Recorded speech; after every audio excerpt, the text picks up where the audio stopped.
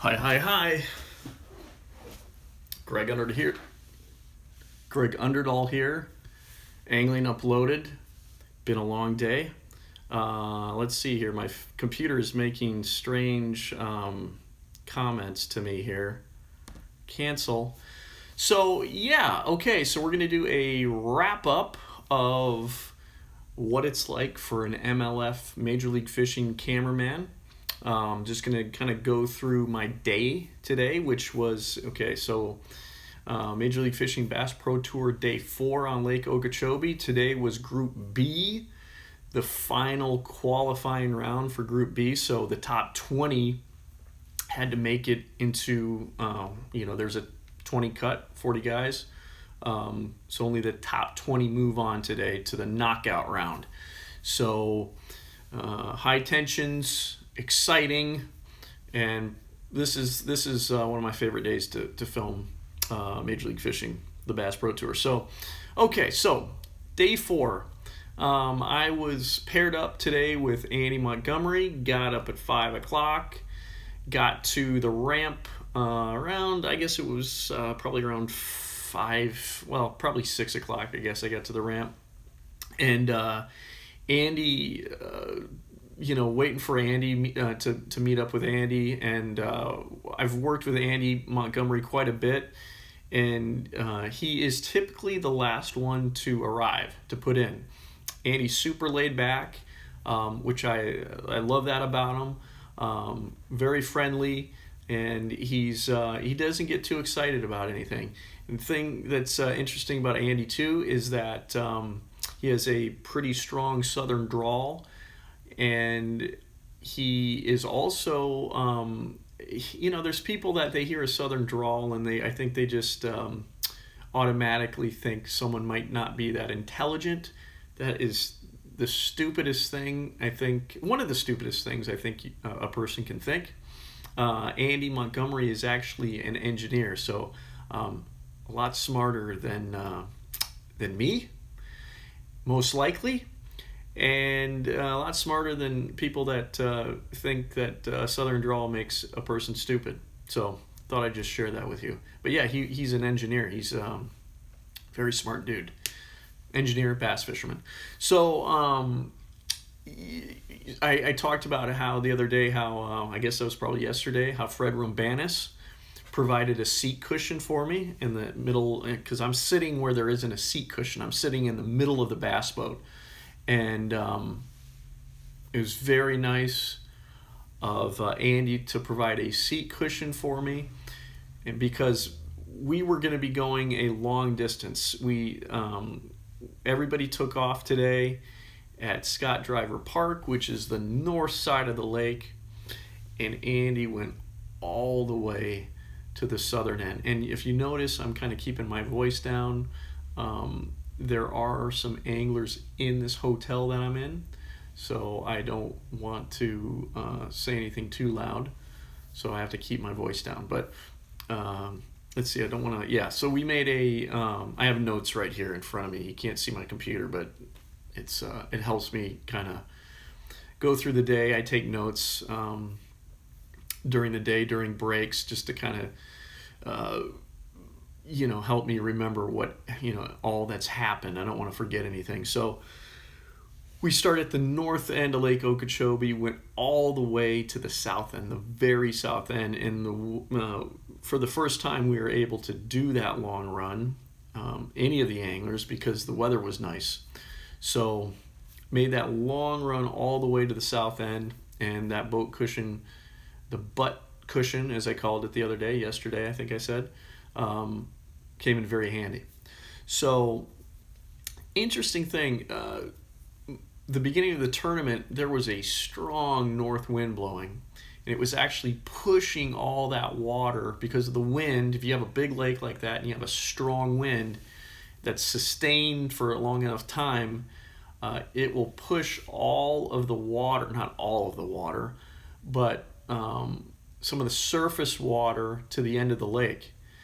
And it'll push it to the westward. It's basically pushing it to the end of the lake, and it will rise the lake up. also make, with all the wave action and whatnot, it will really dirty up the lake. And I think Andy was hoping that by now the lake would be, cleared up down there, and it wasn't. The water clarity was pretty bad down there. So I don't think he was very happy about that. One thing I wanted to talk about, so Andy had the new Lowrance Ghost trolling motor on his boat, and I've been very impressed with this motor. I wanted to talk about this yesterday, but I forgot. I'm a big Minn Kota fan, but there's been so many new companies getting into the trolling motor market now, which is super interesting. I think it's good for competition. The Lowrance motor is really pretty awesome. One of the things, there's a few things, but one of the things I wanted to mention that I don't think a lot of people know about this new trolling motor, and this isn't a commercial or anything, I think it's cool. The Lowrance Ghost trolling motor, on the foot pedal, the power switch, when you step on the foot pedal, most trolling motors, like all trolling motors, at least the old ones, there's someone with mega bass. You hear that? Mega bass out here. Probably has ground effects, the car out here. It's Florida, man. That's what they do here. So this Lowrance Ghost trolling motor, the foot pedal for it, really unique. You can move when you step on the pedal. Most trolling motors, like the power button is on one side of that foot pedal. And so with this new Lowrance Ghost trolling motor, you can actually put the power knob, the power button on either side. You can switch it to where it's most comfortable for you. So I thought that was really, really cool. The other thing too is there's 4 other buttons on the foot pedal, and those are also interchangeable. So that, to me, very, very cool. I actually used it for the first time today when I was doing a boat transfer from one angler to the other. I actually was able to use the Lowrance Ghost trolling motor. Thing is beefy. It's like industrial grade. Looks like a really, really strong trolling motor. Also seems, I've heard, it's super fast, I've heard. And then there's one other thing. Oh, so when you pull up the trolling motor, you know how old trolling motors, you'd have to, on the foot pedal, you'd have to turn the motor one way or the other, the head of the motor, so it can come up on the bracket right. So the head of the prop, the motorhead, great band, isn't, you'd have to make it straight instead of the head going down or, the prop going down. You needed to make it straight. Well, when you bring the Lowrance Ghost up to stow it, the head automatically goes flat. And so that was really, really, really cool. So, man, it's 2020. Trolling motors, baby. We're in the future. So I just wanted to mention that. So back to Andy. Tough day for Andy. I think I filmed one. I think I filmed one keeper fish for him, one scoreable bass. But he did make it into the top 20 cut. But there wasn't really much going on. But one thing I wanted to say is during we were making a move and I was live, right? So one of the hardest things to do when you're filming Major League Fishing, and if you're live, if they've taken my camera and we're live, and if we're doing a boat ride, if Andy's brought the trolling motor up or any anglers brought the trolling motor up and they get in the driver's seat and they're getting ready to take off, that's the hardest thing to do live, to make it nice and smooth and keep the shot composed properly or not too crazy. And while that was happening, and you may have seen this if you watched the live show with Andy was even giving me a hard time about it. I nearly busted my ass going down from the back deck to the middle of the boat, and all the time I'm trying to keep him in the shot and get the transition of him taking off, because that boat cushion I talked about earlier, I stepped on it. It's an older boat cushion, not to complain or anything. I was very appreciative of it. My butt appreciated it. But when I stepped on it, it was unsteady, and I'm holding this, heavy camera on my shoulder, and I nearly fell on the in the bottom of the boat. So that made for some drama for me. Okay, so let's see. Oh, the one thing I noticed too. So Andy, we went changed. Actually, I remember now the place where Andy did catch his scoreable bass. And I'm going to keep my voice down a little bit. Was in a canal, okay, and it had riprap, and he was fishing a jig on this riprap, and that's where he caught his keeper fish. But I noticed every once in a while he'd bring his jig back, and he would take like a big thick Sharpie pen and just mark his jig head, the head of the jig, with that Sharpie pen. And I asked him why he was doing that, and he just noticed it was getting marred up and like it was silvery, and he didn't want that flash. He just wanted that black jig head. He didn't want any flash to it. He didn't want any of that silver from the lead showing up. So, but he was pretty diligent about that, making sure that he used that marking, that Sharpie, and marked it up. And I just thought that was interesting. So, attention to detail there. Let's see here. So there wasn't much happening in Andy's boat. Like I said, he caught that scoreable bass, and he did make it into the final round. But there was a battle, a lot of drama going on at the cut line, that around that 20th place, 20th place mark, where the cut line was. So I was moved over to another angler, but the transfer process was really interesting. So I get picked up from another boat. They come and pick me up, and that's always kind of a tense situation, because the angler that you're filming at the time is trying to win. Obviously, they're competing, and so you don't want to be you don't want to be in their way, and you just want to be as discreet, and I just don't. I want to not be like I'm there as much as possible. I want to be like a. I just don't. I want to not bother them. That's their working. You know what I mean? So, taking the mics off them, because they have wireless microphones. That's how you can hear them during the live stream or on the television show. I have a wireless mic that's on the angler and also on the boat official. And so when I'm doing a transfer, I got to run up to the bow as the anglers are fishing, take the mic off them, which can be really awkward sometimes. And most anglers are great. In fact, I've never ever had a problem, but I could see that there could be some anglers where that might be an issue. But not, I hope not. Who knows? But there's a lot of guys I haven't worked with, but I suspect everybody's going to be cool about it this year. But it is stressful for a camera guy. So get the mic off of Andy. He's always been cool about it. That happened no problem. Got the mic off of the boat official.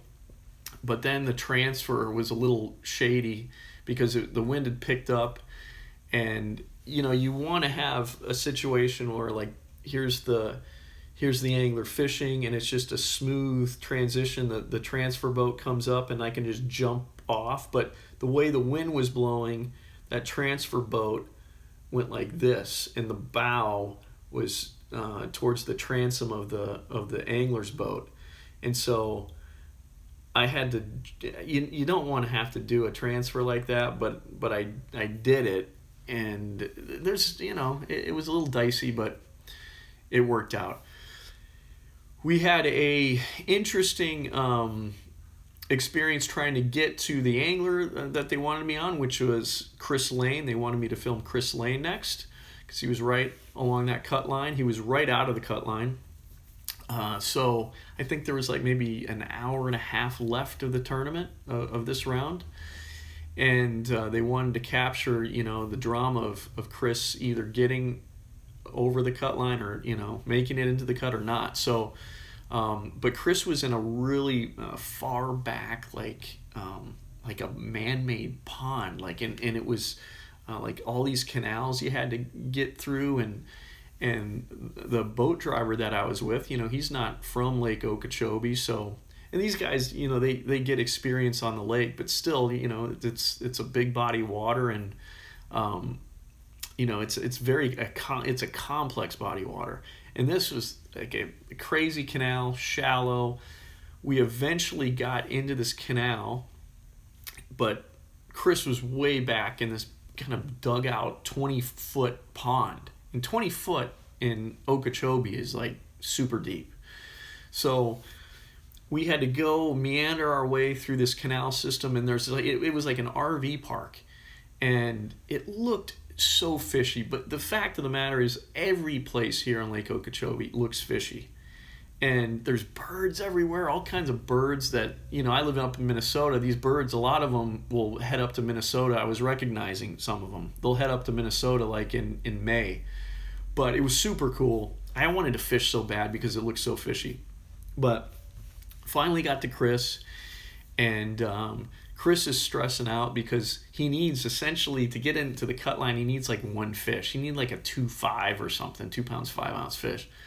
And luckily he got it, but it's fun to capture this when these guys are so nervous. The format of Major League Fishing, you see these guys just so stressed out. They're always worried that someone's going to bump them out. He ended up in 17th place, but he up until they called lines out, he was a nervous wreck. But and I can't emphasize this enough. I really mean this when I say this. Chris is fantastic. He's so passionate. I mean, Chris is doing exactly what he was born to do. He is so passionate about fishing, so passionate about bass fishing, and he's positive, and he's he was so nice. I've worked with his brother Bobby quite a bit. I don't think I've ever worked with Chris before, and I don't know. It was an awesome experience. So let's see here. I don't want to forget anything. So Chris was way on the south end, and his wife was nice enough with his kids, with their kids, to come down to the nearest ramp where we were. We were on the way south end. If we would have had to drive back, by water to the Scott Driver boat ramp where we started the day, it would have been so stupid rough. I probably would have, broken my back. And so it's so nice for this format, Major League Fishing, where they can, when the tournament's done, when lines are out, they can call their spouse or a friend to come and pick them up, and we can trailer back. And that's what happened here. We met Chris's wife and their kids. Chris's wife dropped the boat in, and it was pretty cool. I actually was able to drive Chris's boat. He's got a 20-foot Nitro Z20. I was able to actually drive it up on the trailer. That's what it's called. And so it was nice just to drive a bass boat. I haven't driven a bass boat in it's been like 10 years. 10 years. My last boat was a bass boat, and I'm gonna work to get a boat this year, fishing boat. I have 2 kayaks, but I need I need a boat, man. So it was great to be able to put a boat on a trailer. It's been way too long. So let's see here. So then on the ride back, we all had, his family was all there, his 3 kids. I believe he's got 4 kids, but 3 kids were there, and we all had to pack into this truck. And great conversation. We were talking about the future of bass fishing and how the technology, everything's gotten so sophisticated. It's made viewing bass fishing awesome. It's such a better spectator sport now with all the technology with live. And so it was just Chris's and his wife and his kids were so positive, and I don't know. It was just one of the things that I really, really love about this job is those experiences. You know, it was like a, I don't know, 45-minute drive, but just talking fishing with an angler, you know, that is just professional, well known, and just an excellent angler as Chris is. It was I don't know. I really cherish those moments. Might sound corny, but it's true. So yeah, that was the day. Tomorrow is the knockout round. So high stress, very high stress tomorrow because oh, by the way, Jordan Lee won the round today. So he's moving on to the championship round. He makes it automatically in because he won the round. But he didn't have a single fish going into today. So amazing comeback. And that's a lesson right there. You can never, Ike Anelli says it all the time, but it's so true in fishing. You can never give up because there are so many times in fishing where you can just find an area and just load up or find a pattern and just, I mean, you never stop. So Jordan proved it. Jordan's a phenomenal angler. So that was really cool to see. So tomorrow, knockout round, take the top 20 from Group A and Group B, 40 guys. The top 8 move on to the championship round. So going to be really, really fun. Looking forward to it. It's going to be great weather, I believe, tomorrow. Championship round, I don't know. Looks like we might have some thunderstorms, but looking forward to it nonetheless. So hope you enjoyed today's video, my recap of the day. And if you enjoy these videos, if you enjoy our videos on Angling Uploaded, please consider subscribing. That's really the best way. I know if you've watched this channel before, I know I'm like kind of a broken record, but it is the absolute best way to support this channel. So appreciate it, and I'll see you tomorrow.